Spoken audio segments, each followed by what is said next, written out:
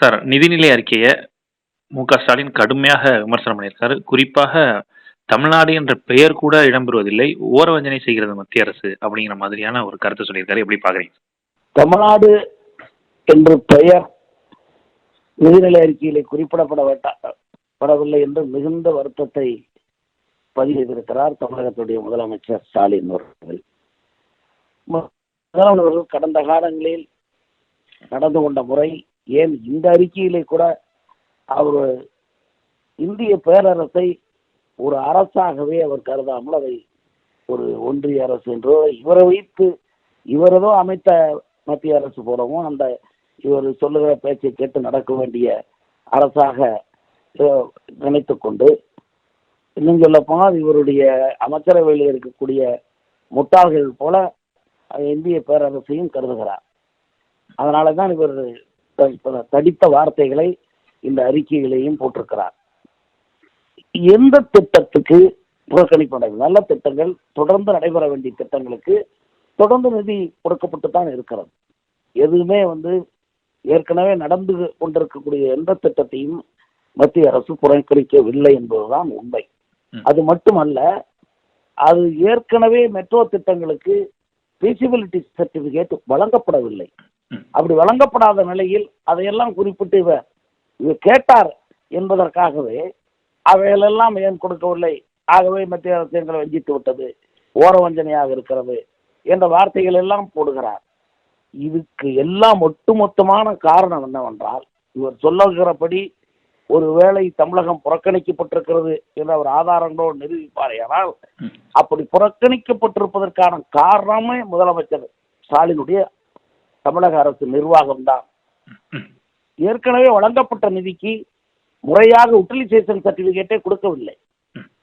வெள்ள நிவாரண தொகைக்கு கூட யூட்டிலைசேஷன் சர்டிபிகேட் கொடுக்கவில்லை. அனுப்பப்பட்ட நிதிக்கு முறையாக எந்தெந்த வகையிலே செலவிட செய்யப்பட்டிருக்கிறது, எந்தெந்த வகையிலே அசையா சொத்துக்கள் உருவாக்கப்பட்டிருக்கிறது, அதை போல எந்தெந்த வகையிலே அரசாங்கத்திலிருந்து மத்திய அரசு வழங்கிய நிதியிலிருந்து எந்த துறைகளின் கீழ் அதிகப்படியாக செலவு செய்யப்பட்டு அதற்கு மீண்டும் தொகை வேண்டும் என்று கேட்டு அது வராமல் போய் நின்றிருக்கிறது என்ற புள்ளி விவரங்களை எல்லாம் முதலமைச்சர் தர வேண்டும். அவருக்கு விவரம் புரியவில்லை என்றால் நிதியமைச்சர் கொஞ்சம் விவரமானவராக என்று கருதுகிறேன். விவரங்களை முதலமைச்சருக்கு சொல்ல வேண்டும். பொதுவாக மத்திய அரசு, அதுவும் குறிப்பாக பாரத பிரதமர் நரேந்திர மோடியுடைய மைய அரசு எந்த மாநிலம் என்று பார்ப்பதும் கிடையாது. எந்த மாநிலத்தை யார் ஆளுகிறார் என்று பார்ப்பதும் கிடையாது. எல்லா மாநிலமும் எல்லா நாட்டு மக்களும் இந்திய பேரரசுக்கு உள்ளே இருக்கக்கூடிய மாநிலங்கள் தான், இந்திய பேரரசிலே இருக்கக்கூடிய மக்கள் தான் என்ற உணர்வோடு, அதனால்தான் ஏக இந்தியா ஒரே இந்தியா என்ற கொள்கையுடைய கட்சியை எங்களுடைய இயக்கம்.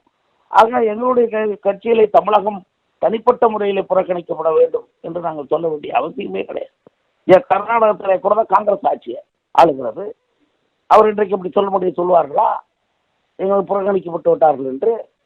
எத்தனை மாநிலங்களில் காங்கிரஸ் ஆட்சி ஆளுகிறது? காங்கிரஸை விட எங்களுக்கு நேரடியான எதிரி திமுகவா? அல்லது காரணம் நிர்வாக சீர்கேடு. தமிழகத்திலே இன்றைக்கு ஏதேனும் மத்திய அரசினுடைய திட்டங்களை செயல்படுத்துவதில் இவர்கள் தவறிழைக்கிறார்கள். இவர்கள் அந்த திட்டங்களை சரியாக செயல்படுத்துவதில்லை. மத்திய அரசுக்கு பெயர் வந்துவிடும் என்பதற்காகவே பல திட்டங்களை இவர்கள் புறக்கணிக்கிறார்கள். என்ன காரணம் சொல்லுவார்கள்? உடனே சொல்கிறார்கள், எங்களுக்கு கல்வி தரம், உயர்கல்வி தரம், தரவரிசையிலே நாங்கள் முன்னோடி இருக்கிறோம். உயர்கல்வி துறை அத்தனையுமே உயர்கல்வியுடைய பல்கலைக்கழகங்கள் எல்லாம் ஆளுநருடைய ஆளுகைக்கு கீழே இருக்கிறது. ஆளுநர் அவருடைய ஆளுகைக்கு கீழே இருக்கிற காரணத்தால் அது தரம் உயர்ந்திருக்கிறது. இவர்கள் அதிலேயும் வைஸ் சான்சலர் நியமித்து போட்டால் சபாபதி மோகன் போன்ற திமுக பேச்சாளர்களை வைஸ் சான்சலராக நியமித்து அது கிட்டத்தட்ட குட்டிச்சுவராக்கி இருப்பார்கள். ஆக இதையெல்லாம் காட்டி எங்களுக்கு தரத்திலே உயர்ந்திருக்கிறோம், பக்கத்துக்கு பக்கம் எங்களை பாராட்டுகிறார்கள், ஆனால் எங்களுக்கு நிதி தரவில்லை என்று புலம்புகிறார். இந்த புலம்பல் அறிக்கை தானே தவிர இதில் எந்த விதமான உண்மையும் கிடையாது. இன்னும் சொல்ல போனால் மத்திய அரசை பேச வேண்டும் என்பதற்காக, மத்திய அரசை திட்ட வேண்டும் என்பதற்காக, மத்திய அரசை குறை கூற வேண்டும் என்பதற்காக இந்த நிதிநிலை அறிக்கையை காரணம் காட்டி இவர் ஒரு அறிக்கை வெளியிட்டிருக்கிறார்.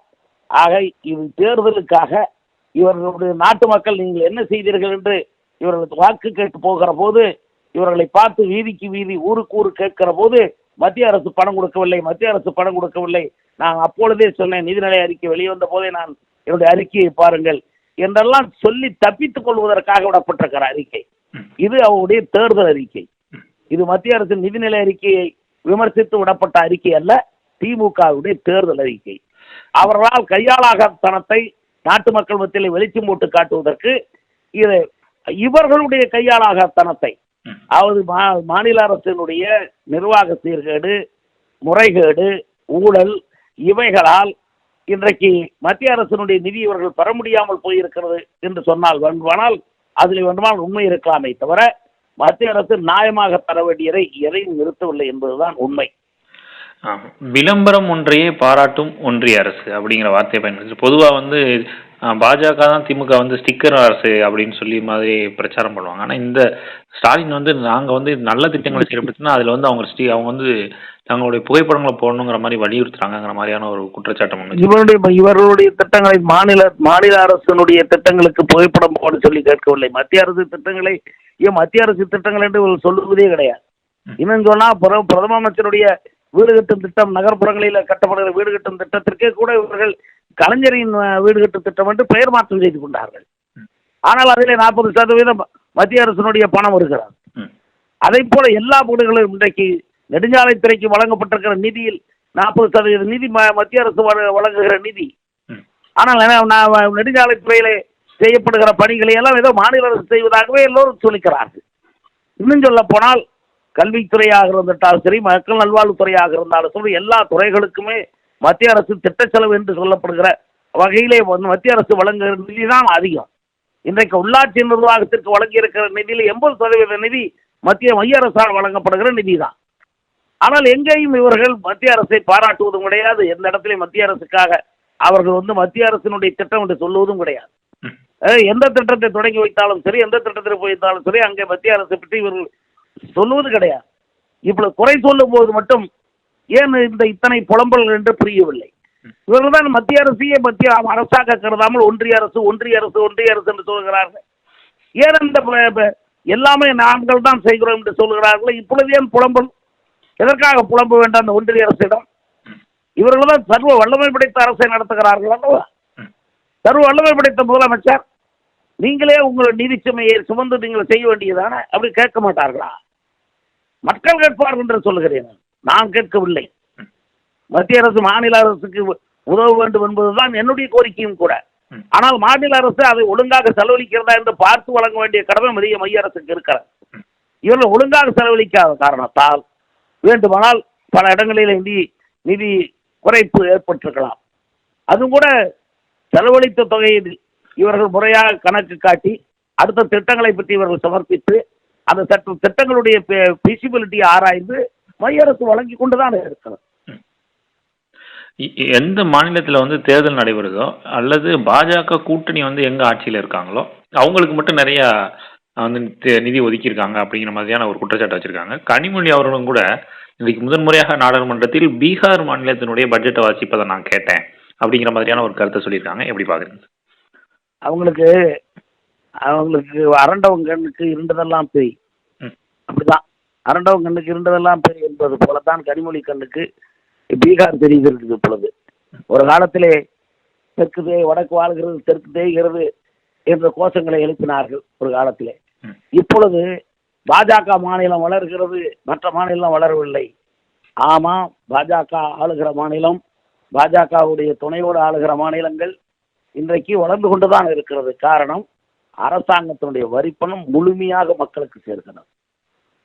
அதில் 20%, 30% கமிஷன் வாங்குவதோ அல்லது பல்லாயிரம் கோடி ரூபாயிலே பல தொழிற்சாலைகளை தங்களுக்கு சொந்தமாக்கி கொள்வதிலோ அல்லது பேரன்பேத்தி வரைக்கும் சொத்துக்களை எழுதி வைப்பதோ அது போன்ற நிகழ்வுகள் பாரதிய ஜனதா கட்சியில் ஆளுகிற மாநிலங்கள் நடைபெறுவதில்லை. அதனாலே அதெல்லாம் வாழுகிறது.